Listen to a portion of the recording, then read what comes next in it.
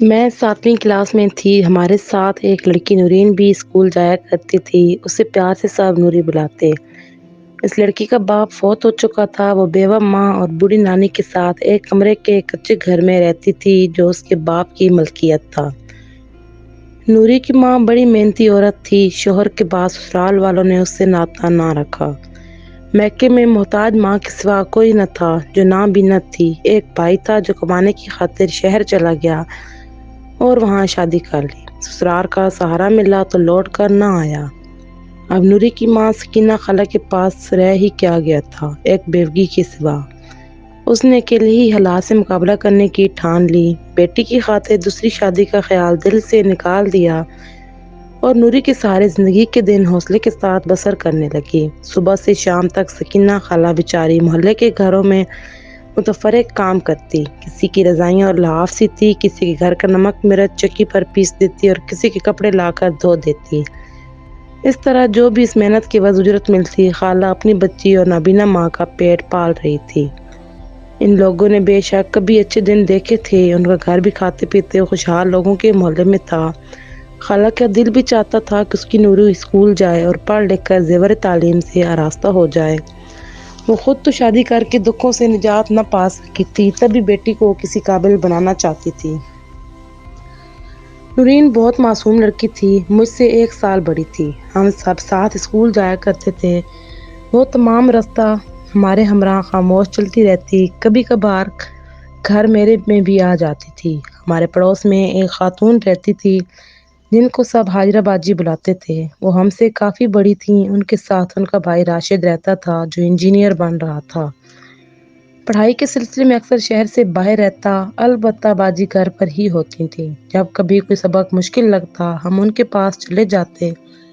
وہ بہت قابل تھیں، قانونٹ کی پڑھی ہوئی تھیں۔ شفقت سے مجھے اور نوری کو سبق پڑھا دیا کرتی تھیں۔ ایک بار چھٹیوں میں راشد بھائی گھر آئے ہوئے تھے۔ نورین ان کے گھر سبق کا پوچھنے چلی گئی۔ راشد نے اسے دیکھا، اسے یہ لڑکی بہت پسند آئی۔ دونوں میں پہلی بار بات ہوئی، تب نوری ان کے گھر آنے جانے لگی۔ حاجرہ باجی اور ان کی والدہ بھی اس کو پیار کرنے لگیں۔ وہ جاتی تو اس کی آؤ بھگت کرتی۔ اس بات سے نوری کی ماں بالکل بے خبر تھی۔ وہ یہی سمجھتی کہ نورین ہمارے گھر پر ہے۔ راشد صاحب انجینئر بن گئے تو ان کو کراچی میں ملازمت مل گئی۔ ماں سے کہا سامان باندھو، ہم کراچی چل کر رہیں گے، لیکن جانے سے پہلے نوری کی ماں سے رشتے کی بات طے کر لو۔ ہاں، یہی بات میں بھی سوچ رہی ہوں، کیونکہ لڑکی سیدھی سادی اور شریف ہے، مجھے بھی پسند ہے۔ تو پھر بات کر لینا سکینہ خالہ سے، حاجرہ نے صلاح دی۔ اس کی ماں نہیں مانے گی، وہ اسے کراچی نہیں بھیجے گی۔ اس کی ایک ہی بیٹی ہے اور ابھی تو وہ نورین کو پڑھانا چاہتی ہے۔ اتنی جلدی شادی پر راضی نہ ہوگی۔ راشد، میری بات مانو تو اس لڑکی کا خیال دل سے نکال دو۔ تم اچھی ملازمت پر ہو، کراچی میں کوئی اچھا رشتہ مل جائے گا۔ ماں نے سمجھایا مگر راشد نہ مانا۔ کہنے لگا میں نورین سے نکاح کے بغیر یہاں سے نہیں جاؤں گا، اسے ساتھ لے کر ہی جاؤں گا۔ یوں ان کے جانے کا معاملہ کھٹائی میں پڑ گیا۔ تبھی حاجرہ باجی کی امی نے سکینہ خالہ سے بات کی۔ جواب میں انکار ہی ملا، حالانکہ یہ لوگ لڑکی والوں سے کہیں زیادہ صاحب حیثیت تھے۔ وہ جس بیٹی کے سہارے جی رہی تھی اس کو اپنے سے جدا کر کے کوسوں دور نہیں بھیجنا چاہتی تھی، اور یہ بھی ایک وجہ تھی کہ حاجرہ باجی لوگ یہاں کرایہ دار تھے۔ راشد خاموش ہو گیا۔ دوسرے دن شام کو ان لوگوں نے جانا تھا۔ نورین برتن دھو رہی تھی، ایک بچہ آیا۔ اس نے کہا نورین باجی آپ کو حاجرہ باجی بلا رہی ہیں۔ پہلے تو وہ ڈری، اس کا دل گھبرایا۔ خالہ بولی بیٹی چلی جاؤ، یہ لوگ جانے والے ہیں، حاجرہ نے تم کو پڑھایا ہے، وہ تمہاری استاد ہیں، ناراض ہوں گی۔ ماں کے کہنے پر وہ ان کے گھر چلی گئی۔ ابھی راستے میں تھی کہ راشد مل گیا، کہنے لگا جلدی کرو، سامنے جیپ کھڑی ہے، ماں اور باجی بیٹھی تمہارا انتظار کر رہی ہیں، جانے سے پہلے تم سے خدا حافظ کہنا چاہتی ہیں، تیز قدم اٹھاؤ، ہمیں دیر ہو رہی ہے۔ راشد نے کچھ اس انداز سے جلدی مچائی کہ وہ بیچاری بوکھلا گئی اور جلدی سے جیپ کی طرف چلی گئی۔ حاجرہ باجی کہنے لگیں آؤ نورین جیپ میں چڑھو، 2-4 منٹ بات کر لیں، بھائی جیپ سٹارٹ کریں گے تم کو تمہارے گھر کے سامنے اتار دیں گے۔ اس سیدھی سادی بھولی بھالی بچی کو کب ان لوگوں کے ارادے کا علم تھا؟ وہ محبت کی ماری فوراً حاجرہ باجی کا ہاتھ تھام کر جیپ میں چڑھ گئی۔ ادھر راشد نے جیپ کو سٹارٹ کرتے ہی تیزی سے گاؤں کے باہر جانے والے راستے پر ڈال دیا۔ وہ باجی سے باتوں میں مگن تھی۔ جیپ کی بڑھتی رفتار سے اسے ہوش آیا تو محلے سے باہر نکل چکے تھے۔ پہلے تو ہکا بکا رہ گئی حاجرہ اور اس کی ماں جب تسلیاں دینے لگی تو وہ رونے لگی۔ راشد جیپ کو تیز رفتاری سے اڑا لیے جا رہا تھا اور اس کی ماں کہہ رہی تھی فکر نہ کرو، ہم تمہیں کوئی تکلیف نہ دیں گے، تم ہمارے ساتھ کراچی میں شاندار بنگلے میں رہو گی، نکاح کے بعد ہم تمہاری ماں کو بھی لے آئیں گے، ان کو لوگوں کے گھروں میں کام کرنے کی بھی ضرورت نہ رہے گی، راشد تم سے بہت محبت کرتا ہے، تمہارے بغیر زندہ نہیں رہ سکتا اور تمہاری ماں ہم کو رشتہ نہیں دیتی، بتاؤ کیا کریں۔ نورین ان کی تسلیاں سن کر چپ ہو گئی اور یہ کیا کرتی، جیپ تو گاؤں سے بہت آگے نکل آئی تھی۔ ان ساری باتوں کے علاوہ یہ بھی ایک حقیقت تھی کہ وہ بھی راشد کو پسند کرنے لگی تھی، اس کا دل چاہتا تھا کہ اسی سے بیاہ ہو جائے اور اب اس کے خواب کی تعبیر مل رہی تھی، لیکن اچنبے سے اس کا دل تھک تھک کر رہا تھا اور اپنی ماں کی پریشانی کا سوچ کر آنکھوں سے آنسو گر رہے تھے۔ تمام راستے راشد کی ماں اور بہن اسے تسلیاں دیتے رہے۔ ادھر شام گہری ہو گئی اور نورین بی بی گھر نہ لوٹی تو اس کی ماں فکر میں ڈوب گئی، ابھی تک اس کی بیٹی واپس کیوں نہ آئی۔ اس نے گلی میں جھانکا، وہی بچہ جو نورین کو بلانے آیا تھا سامنے نظر آ گیا۔ خالہ نے اس کو آواز دی اور نورین کے بارے میں پوچھا۔ لڑکے نے کہا خالہ وہ تو ان لوگوں کی جیپ میں سوار ہو کر حاجرہ باجی اور ان کی امی کے ساتھ چلی گئی ہے۔ جیپ کون چلا رہا تھا؟ نورین کی ماں نے پریشان ہو کر سوال کیا۔ راشد بھائی چلا رہے تھے۔ یہ سنتے ہی اس کے پیروں تلے سے زمین نکل گئی، اس کا تو کوئی بھی ایسا نہ تھا جو ان لوگوں کا پیچھا کرتا یا عدالتوں کے چکر لگاتا۔ روتی سر پیٹتی گھر آ گئی۔ اندھی ماں نے کہا کیوں روتی ہو؟ بیٹی نے بتایا وہ لوگ میری نوری کو لے گئے ہیں۔ تو رونے سے کیا بنے گا؟ محلے میں جاؤ اور سب کو خبر کرو، ان سے مدد کے لیے کہو۔ ماں تم بھی کیسی بولی ہو؟ جب میرا شوہر مر گیا، جب گھر میں فاقے پڑے، تب اس دنیا والوں نے کب مدد کی تھی جو اب کریں گے؟ ارے کوئی تو اللہ کا بندہ تیرے ساتھ پولیس تھانے چلا جائے گا، محلے والوں کو بتانا تو پڑے گا۔ ماں کوئی بھی تھانے جانا گوارا نہ کرے گا، کسی نے ترس کھا کر ساتھ دیا بھی تو پولیس کون سا میری بچی کو واپس لا دے گی۔ اماں تم زمانے کو نہیں سمجھتی، میں نے در در کی ٹھوکریں کھا کر سب سمجھ لیا ہے۔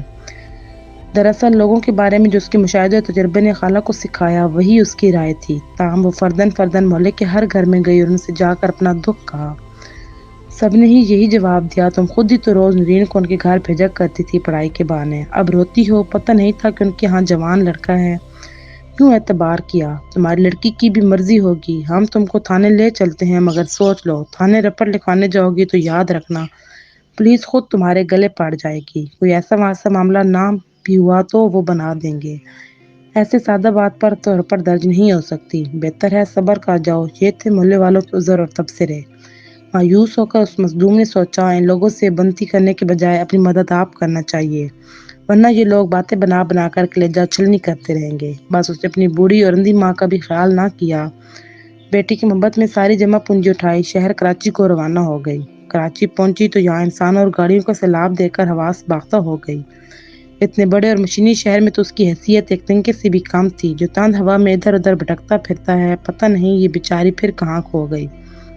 بیٹی اب اس کو بھلا کیوں کر مل سکتی تھی؟ اس نے کب تک اور کہاں کہاں اس کو ڈھونڈا ہوگا؟ اتنے بڑے شہر میں بغیر کسی اتے پتے کے کیسے کوئی کسی کو ڈھونڈ سکتا ہے؟ ہم بھی لاہور چلے گئے، تقریباً 4 سال بعد ہم ایک بار گاؤں آئے، تب ہمیں نوری نہایت غمزدہ اور قسم پرسی کی حالت میں مل گئی۔ وہ اپنے والد کے گھر میں رہ رہی تھی، اس کی اندھی نانی کو ترس کھا کر پہلے ہی کوئی رشتہ دار لے جا چکا تھا۔ نورین نے بتایا کہ کراچی جاتے ہی راشد نے اس سے شادی کر لی تھی۔ حاجرہ باجی اور اس کی امی بھی بہت چاؤ سے رکھتی تھیں۔ شادی کی 2 ماہ بعد انہوں نے گاؤں کسی کو امی کی طرف بھیجا۔ ایک پڑوسی نے بتایا کہ وہ کہیں چلی گئی ہیں اور نانی کو بھی رشتہ دار لے گئے ہیں۔ انہوں نے ہی مجھے تالا کھول کر دیا اور میں اپنے مرحوم باپ کے بنائے ہوئے گھر کی چھت تلے آ کر ماں کا انتظار کرنے لگی۔